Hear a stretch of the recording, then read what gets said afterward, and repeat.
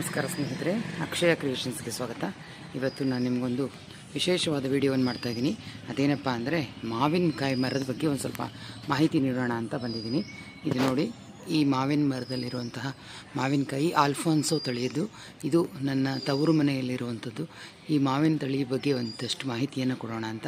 ತುಂಬ ಚೆನ್ನಾಗಿ ಗಿಡದಲ್ಲಿ ಬಿಟ್ಟಿದೆ. ಮರದಲ್ಲಿ ನೋಡೋಕ್ಕೆ ಎಷ್ಟು ಮುದ್ದಾಗಿದೆ, ಹಾಗೆ ಅಷ್ಟೇ ರುಚಿಯಾಗಿದೆ. ಇದು ಈ ಮಾವಿನಕಾಯಿ ಬಗ್ಗೆ ನಾನು ಇವತ್ತೊಂದು ವಿಡಿಯೋ ಮಾಡ್ತಾಯಿದ್ದೀನಿ. ನೋಡ್ಕೊಂಡು ಬರೋಣ ಬನ್ನಿ ಸ್ನೇಹಿತರೆ. ಈ ಹಣ್ಣ ನೀವು ನೋಡ್ತಾ ಇದ್ದೀರಾ ಸ್ನೇಹಿತರೆ. ಈ ಕಾಯಿ ಎಷ್ಟು ಚೆನ್ನಾಗಿ ಮರದಲ್ಲಿ ಕೈಗೆ ಸಿಗೋ ಹಾಗೆ ರಾಶಿ ರಾಶಿ ಬೆಳೆದಿರುತ್ತೆ.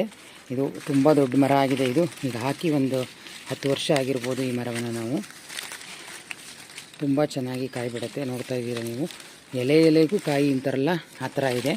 ತುಂಬ ಸೊಗಸಾಗಿರುತ್ತೆ. ಇದು ಟೇಸ್ಟು ತುಂಬ ಕಾಯಿನಲ್ಲಿ ತುಂಬ ಹುಳಿ ಇರುತ್ತೆ.